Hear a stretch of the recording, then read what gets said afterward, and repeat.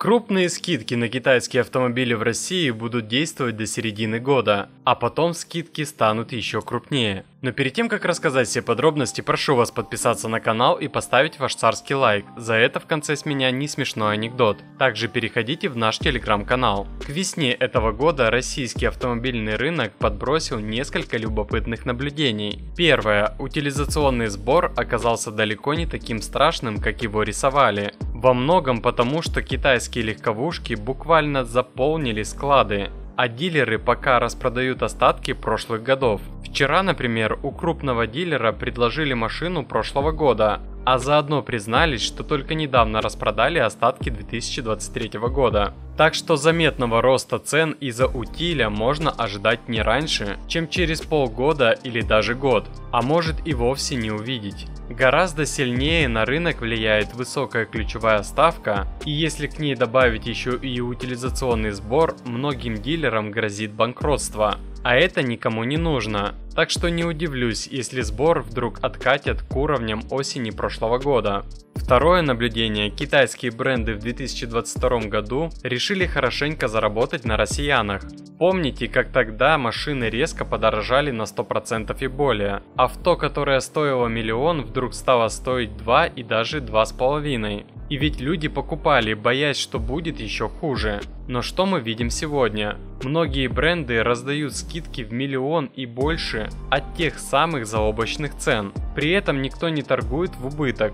Значит, даже с такими скидками у них остается прибыль. Вот вам и наглядный показатель того, какие огромные наценки они заложили 2 года назад. Впечатляет? Безусловно. Третье. Российские автолюбители не готовы брать абы какие китайские автомобили. Закрепились по сути всего 2-3 марки.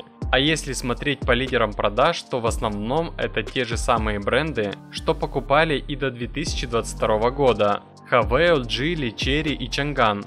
Остальные пробуют зайти на рынок, бьются за покупателя, но в итоге у большинства ничего не выходит. Поэтому неудивительно, что дилеры раздают миллионные скидки, вот только и они не особо помогают. Причины тому вполне понятны. Первое. Люди не хотят покупать автомобили, которые потом будет некому обслуживать. Если дилер раздает машины с бешеными скидками, есть высокая вероятность, что скоро он просто свернет свою деятельность в России. А это значит, что владельцы останутся без официального сервиса и запчастей. Пример уже есть. Один известный китайский премиум бренд недавно лишился дилера в крупнейшем городе региона. А теперь его владельцам приходится ехать за ТО и гарантийным ремонтом в соседнюю область. Кроме того, если новые машины никто не берет даже со скидками, то кто захочет их покупать с пробегом? Потом их либо за копейки сдадут под разбор, либо просто будут годами висеть на вторичке. Вторая причина – сырость и ненадежность многих моделей. Вроде бы купил новую машину, а в ней уже с завода что-то стучит в подвеске, облазит руль, не включаются подогревы или коробка пинается. Плюс странности в оснащении, у кого-то задний диван не складывается, у кого-то нет даже банального подогрева сидений, а мультимедиа до сих пор без нормального перевода на русский. В результате скидка в миллион выглядит заманчиво, но никакой радости не приносит, когда проблемы начинают вылазить одна за другой. Третье. Покупатели банально не знают о существовании многих китайских марок, да и сами бренды не спешат вкладываться в рекламу. Люди узнают о новых моделях случайно, а еще больше запутываются из-за множества дочерних брендов. Chery, например, продает машины в России сразу под 6 разными марками: Amoda, Exit, Jayco, Kai, Excite и теперь вот еще Tenet на подходе. Но постоянные смены названий и отсутствие внятного продвижения не добавляют доверия. Китайцы, похоже, всерьез рассчитывают, что россияне будут покупать их машины в любом виде, под любым названием и без всякой рекламы. Однако реальность оказалась иной.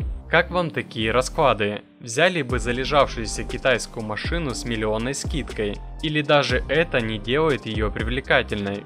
Делитесь своими мыслями в комментариях. А в моей памяти так и сидит Toyota Land Cruiser 300 за 2 миллиона 950 тысяч. Ну и обещанная мною шутка. Когда врач посоветовал Катюхе есть не больше 4-5 пельменей в день, она начала вырезать тесто ведром. А больше автоновостей, инсайдов и юмора вы найдете в нашем телеграм-канале, ссылка в описании.